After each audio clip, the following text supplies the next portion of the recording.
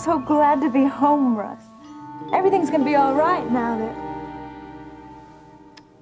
Did you miss me? Miss you? Of course I missed you. What kind of question is that? Well, I just wondered. You only answered my first letter. Well, I got kind of sidetracked. Don't tell me.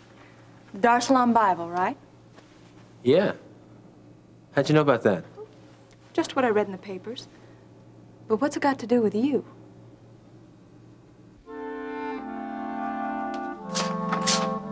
All right, lady. Look, you want a cola or something? So what's this little mysterious secret that you couldn't tell me in the car? Well, it seems that your diligent, friendly intern Wait a minute, Carla. Now, look, I don't want to get in a conflict over my work again. I told you, Janice is simply a... curious student looking for a break with McGovern. Right. Wrong. Janice Wright's not who she pretends to be.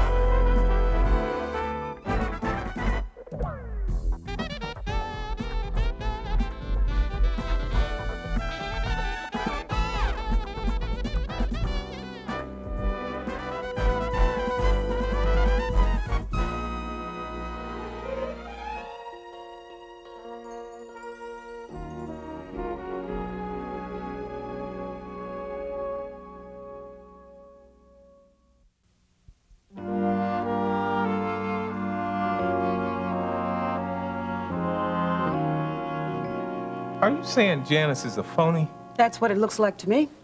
You said she went to Bishop College. Yeah, Rhode Island. Well, I called there, Gene, and they never heard of her. You called Bishop College? That's what I said, Gene. And Carla, may I ask, how did you get them to give you information on Janice? I have a pretty sharp reporter for a husband. He taught me a few tricks. I suppose you told him you were from the Chronicle, too. Exactly. Not a bad reporter myself, huh? Yeah, maybe not. But Carla, I'm not sure that that was a very good idea. Well, I am. Give me that, would you? You know what? I know you think that it was just jealousy on my part. You know, but I tell you one thing, I never really trusted that girl from the start. This overzealous attitude towards you and your work. I always thought it was a put-on. And then you know what? I stumbled on a phone conversation of hers. What conversation? You remember that day I came to the office looking for you? I heard her mention Doria. Doria? Carla, you could have heard me mention that any number of times over the past few weeks. What's the big deal about that? Yeah, well, you wouldn't have been using an accent. An accent? Mm-hmm. And it didn't sound anything like Janice Wright. Carla, you're too much. Janice was probably joking. Oh, come on. You really want me to spell it out for you, don't you? Look, I just want to make sure that you have all of the facts. Oh, begging your pardon, darling, I think I have plenty of evidence. Oh, wait a minute. Is this little jealousy that you have towards Janice involved in all of this, too? Is your jealousy about what I've uncovered the reason why you won't listen? Now, you listen here, Carla. Now, you told me how you felt about Janice after that little incident at Walter's restaurant. Now, all I'm asking is that you be honest with yourself. Well, that goes both ways, Gene. At least treat me like I have some sense. Baby, come on. Okay, granted. Okay, I know I had some jealous feelings. Knowing you were working with some beautiful woman and knowing that she was sharing a part of your life and your work that I couldn't. But now I'm involved, Gene. And I'm asking you to look into this, not because of my jealousies. Because I want you to look into this because my husband is being used. Baby, look, I know you care an awful lot about me. But if there was anything to all of this stuff that you're telling me, why didn't Walter McGovern find it when he checked into Janice's credentials? Well, what is it? Now that I remember, Walter never did look at Janice's credentials. Then why'd he hire her? I mean, I figured she, gave him some... No. That was one of the main reasons he didn't want to hire her. Then why did he? Something about upper bureaucratic pressures placed on him. He got a call from the president of the chain that owns the Chronicle, and they said that he had to hire her. You see? Now, you add that to the fact that Bishop College never heard of her, and that distinct accent I heard on the phone that day, and you know what I think. I think our Miss Wright and the Princess Dar Salaam are one and the same.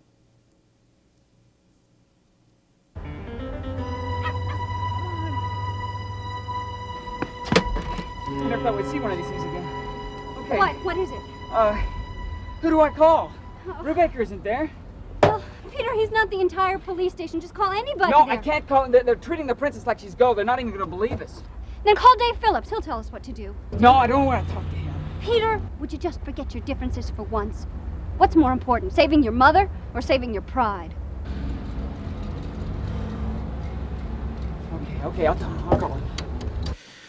You know, it's the worst feeling in the world, wanting to help somebody that you love and not being able to do anything about it.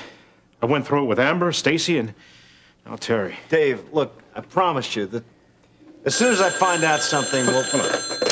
Hello? Yeah, Dave? Peter! Yeah, listen, I don't have much time to talk. Look, what is it? Courtney and I found my car. Where? Well, it was at a gas station. It had the Dar Salaam Bible in it. Well, what was the Bible doing in it? Never mind that. Now, we called Brubaker to report it, and they told us he's off the case. Yeah, he's right here. Brubaker? Yeah. Well, tell him he's got to go find Mom. Your mother?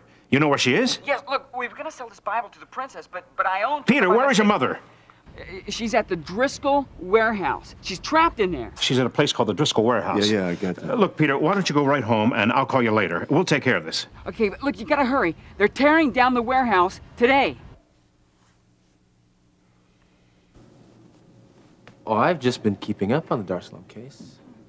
I thought maybe I could help out if what? your dad ever gets the Bible back in his hands again. You know, the proceeds are going to go to the clinic. Mm-hmm. Well, I wonder who that mystery bidder is that Harold Webster represented at the auction. I don't know. Funny how your name kept popping up in all those articles. I kept asking myself, why? Hey, what can I say, huh? I work at the clinic, and I was guarding the Bible as a favor to Harold when it was taken. You really expect me to believe that you were just protecting that Bible? All right, attempting to protect it. I guess I didn't do a very good job, okay? Remember how I interviewed you after your out-of-body experience? After you inherited all that money from your father? I guess that you had a whole lot of time to put two and two together up at that sanitarium, huh? A whole lot of time.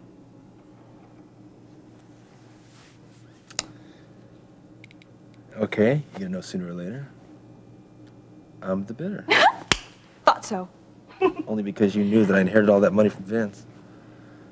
Stace, you and Harold and Brubaker are the only ones that know about this. It's very important to me that nobody else find out. You don't have to worry, Russ. I remember how much you helped me when I was arrested, and I won't tell anyone. I knew I could count on you. I counted on you a lot when I was in jail. Well, hey, that's what friends are for, right? When someone gets into trouble, they back each other up.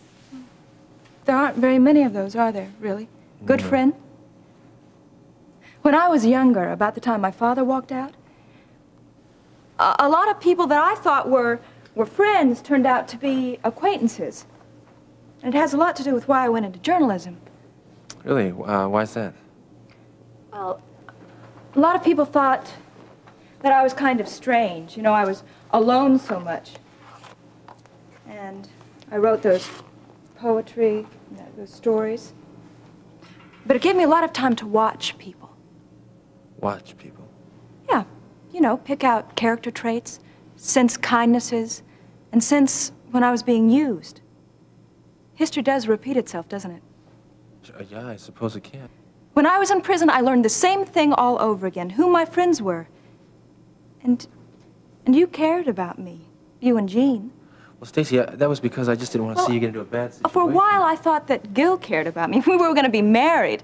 But he changed his mind quickly when he found out the trouble I was in. I should have listened to myself. I knew his love was conditional, just like those old friends. Yeah, but you...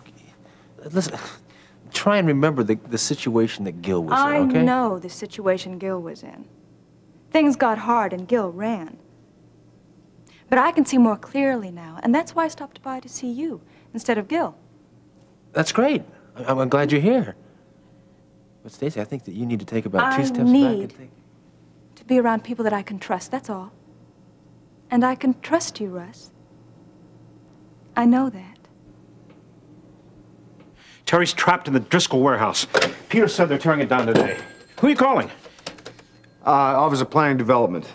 Sometimes they have a list of the buildings that are being demolished. I'm gonna try and get the exact location. Yeah. Yes, you can. I need some information on the Driscoll warehouse. Uh-huh. Park and Hendershot. Yeah, I need to know if that building's supposed to be demolished today. Who's doing the job? Thanks. Well, Prescott Development. Prescott Development is tearing it down this afternoon. well, call Gil. Maybe he can stop it. What were the names of those streets? Park and Hendershot. Park and Hendershot. Park Yeah, and Hendershot. Prescott Development. I've never even heard of them. Yeah. It's got to be here someplace. Use the index. Index. Right here. Now, come on. It's almost 5 o'clock. They must have gone home. Here it is. It's about 30 minutes away from here. All right. Come on, let's you go. go ahead. I'm going to go to Prescott Development, all right? All right. I hear somebody mention my name.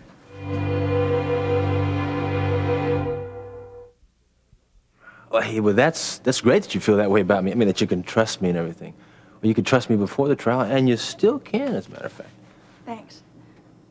I guess that's why I came by, to say thank you. Oh, great. Great, and I appreciate it. Oh, hey, listen, don't be so rough on Gil. I mean, and yourself for that matter. I mean, you guys are both under a lot of pressure, you know. You must have thought that I was awfully childish back then. Well, confused a little. Not childish. You know, all this talk about friendship, I think that Gil is at least that much to you. And you know, friends that stick by one another, they have a tendency to overlook little mistakes that we make. They don't hold grudges. I mean, I'm not sticking up for Gil. But, hey, listen, you gotta admit you kind of saw him at a weak moment, you know? I saw Gil the way I suspected he was. He could love me conditionally, but that's it. So what are you saying? That, I mean, there's no room for mistakes as far as Gil's concerned? Oh, it's not that I haven't forgiven him. Well, then what? It's just that I should never have given him a chance to begin with. I should have trusted my instincts, but I was 23 and in love for the first time. He came by the Chronicle today, and the feelings just weren't there. They weren't even there when he visited me at the sanitarium. Yeah. Well, just don't put up any walls between you guys. You know, leave it open. I mean, he does care. Well, maybe you're right. Maybe he does care. But I'm not in love with him.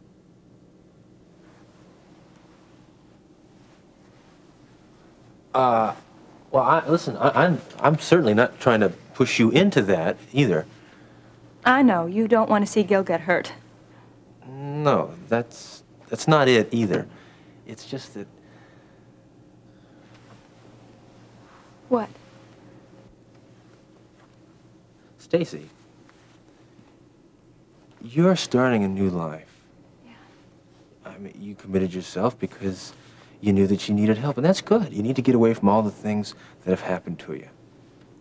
But, you know, all those people from your past, well, they're not going to go away. They're still going to be around. What you got to do now is give yourself a chance to see them in a new way, not the way that you used to remember them. Does that include you? Sure, it includes me. Of course it does. Well, that's going to be hard to do, because I'll never forget the strength that you gave me when I was slipping so fast. Well, I don't mean that you should. It's just... You don't have to say anything. You've already explained yourself. And I've taken up enough of your time saying thank you. My mother's phone number is in the book. And, that's where I'll be until we sell the house. Okay. And you know how to get in touch with me. Yeah. But I have a feeling that if I ever need someone, that you'll be there. Right?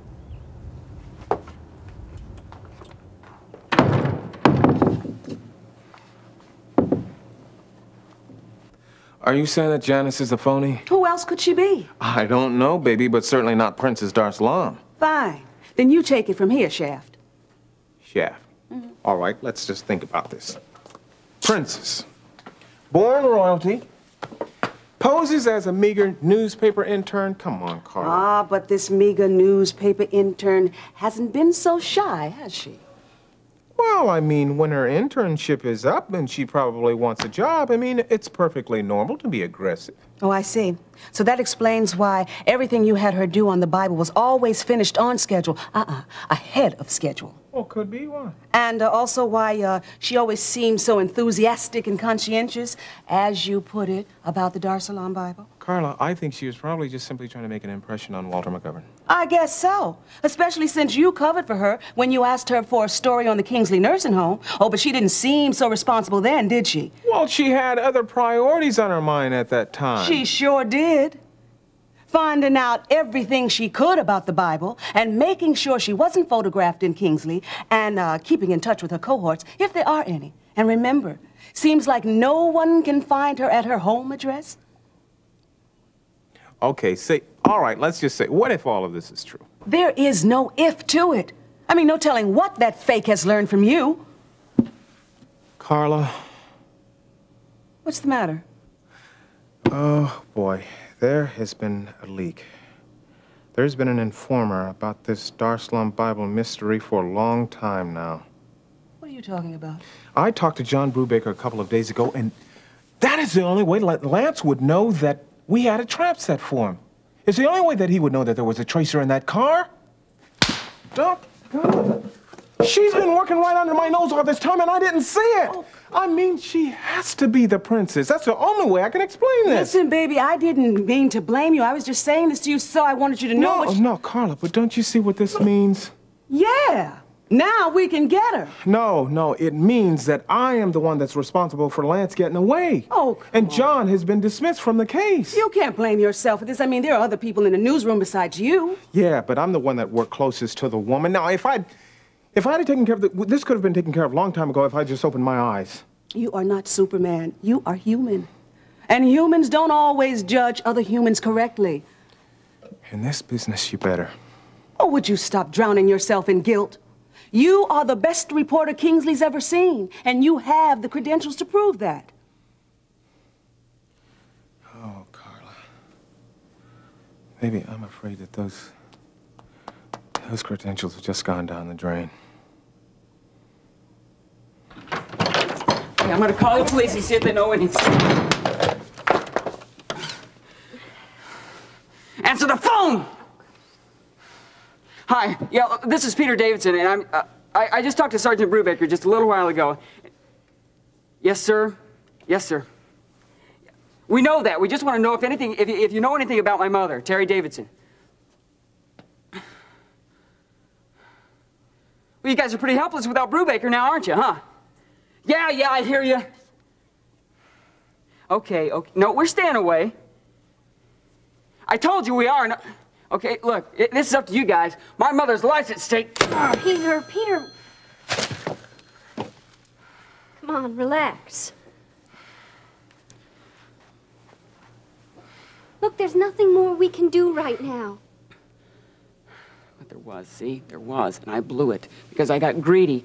I should have listened to you, and I should have never tried to handle this princess thing on my own. Yeah, well, I'm glad you didn't listen to me. You did real well out there today. Yeah, I almost got it killed, didn't I? Huh? You know, my mom could be dead because of my stupid maneuvers, you know? You went out there to save her.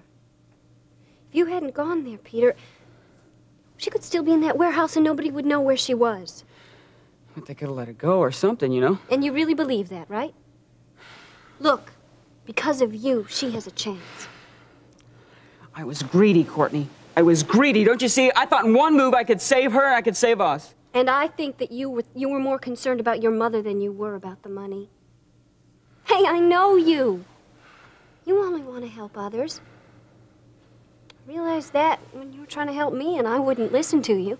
Courtney, please, please. You listen to me.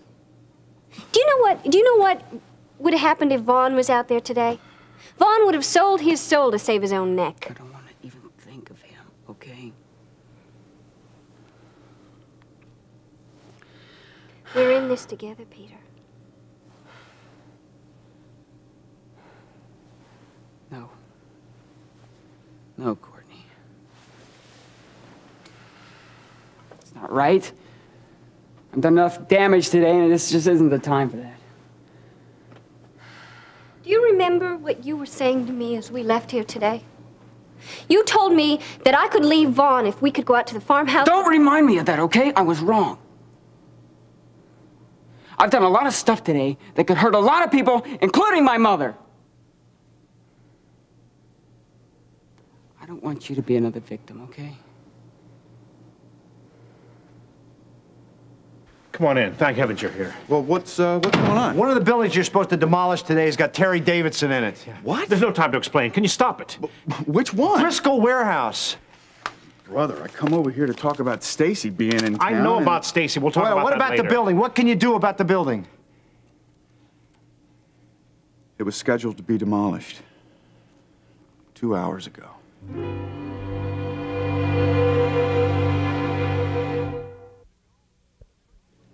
Two hours ago? Do they search the buildings before you tear them down? Of course they do, but once they're sealed off, there's no way for anybody to get in there. What about your men? Could they be off their schedule? Not 2 hours. Well, let's pray that this time they are. Come on, let's go. All right.